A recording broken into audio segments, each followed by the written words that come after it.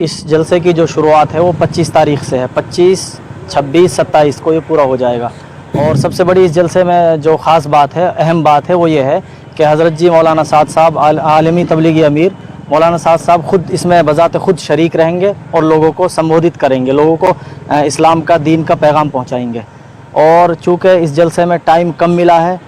اچانک یہ جلسے کی تاریخ متعین کی گئی ہے، تو لوگوں میں جوش، جذبہ اور جو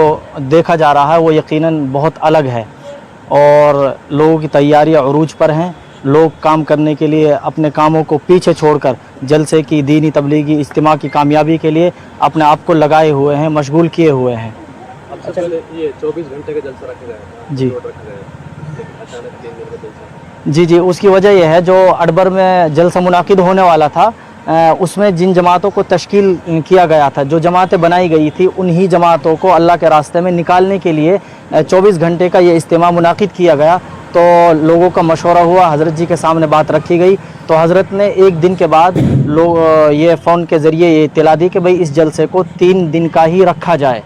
اور اس میں جیسے جو بڑے بڑے جلسے ہوتے ہیں پوری میوات کا، یہ جلسہ پوری میوات کا ہی ہوگا، اور اس کو 3 دن کا ہی رکھا جائے،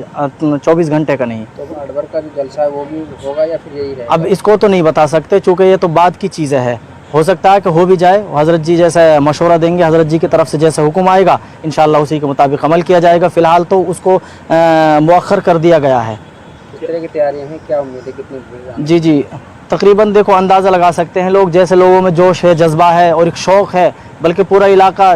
کل آواز دی گئی کہ بھئی 3 دن کا جلسہ کیا جا رہا ہے، تو لوگ بہت بڑی تعداد میں مدرسے پہ اکٹھا ہو گئے، اور اپنی اپنی جو ذمہ داریاں تھیں ان کو لینے کے لیے کسی کو ٹینٹ کی ذمہ داری دی گئی، کسی کو بلیاں، بانس بلیاں، کسی کو پارکنگ کی بہرحال الگ الگ لوگوں کو الگ الگ ذمہ داریاں دی گئی، اور لوگوں نے بخوشی قبول کیا۔ کسی گاؤں کو 25 لاکھ کی، کسی کو 10 لاکھ کی، کسی کو 5 لاکھ کی، ایسا نہیں، ذرا سا بھی چوں چرا نہیں کیا گاؤں والوں نے، بلکہ فوراً اس کو قبول کر لیا۔ جیسے ہمارے اکابر علماء نے، ذمہ داران نے لوگوں کو بتایا کہ آپ کی یہ ذمہ داری ہے، جی ہمیں قبول ہے، منظور ہے، کوئی بات نہیں، چونکہ دینی اجتماع ہے، دینی پروگرام ہے، اور ایسے پروگراموں میں خرچ کرنا یہ ثواب کا کام ہے، اسلام اور دین کی بڑھاوا کا کام ہے۔ جلسے کو لے کر جو پنڈال لگایا جائے گا، کتنی جگہ میں پنڈال ہوگا اور کہاں کہاں پارکنگ ہوگی اور کون سے راستے میں؟ جی دیکھو، جلسہ جہاں منعقد ہوگا وہ ہے ترواڑا اور نئی کے درمیان کا جو راستہ ہے، ایک سڑک جاتی ہے، سنگل روڈ ہے، اس کے درمیان میں جو کھیت ہیں، ان سڑک کے آس پاس کے کھیتوں میں ہوگا۔ ایک بات تو یہ ہے، ٹینٹ کتنے کھیتوں میں لگایا جائے گا، تقریباً 10 قلعہ میں ابھی مشورہ میں طے پایا ہے، اور پارکنگ تقریباً 3 یا 4 جگہ طے ہو پائی ہے، 30 یا 40 قلعہ میں پارکنگ کا انتظام کیا جائے گا انشاءاللہ۔ اور یہاں 4-5 آس پاس کے بڑے گاؤں لگ رہے ہیں، سنگار ہے، نئی ہے، بچور ہے، اور بہت سارے، تو انشاءاللہ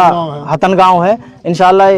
مجھے لگتا ہے کہ یہ جلسہ بہت کامیاب رہے گا، اتنے کم مدت میں، اتنے کم سمے میں اتنی تیاریاں اور لوگوں میں جوش، یہ یقیناً قابل تعریف ہے۔ لوکیشن ہی میں بتا رہا ہوں آپ کو، لوکیشن ہے، جب آپ پنہانا سے آؤ گے، ترواڑا میں داخل ہوگے، داخل ہونے کے بعد جیسے ہی آپ نئی کی طرف انٹری کرو گے تو اسی روڈ پر یہ جلسہ منعقد ہونے جا رہا ہے، ترواڑا سے جیسے آپ طرف انٹری ہوگے۔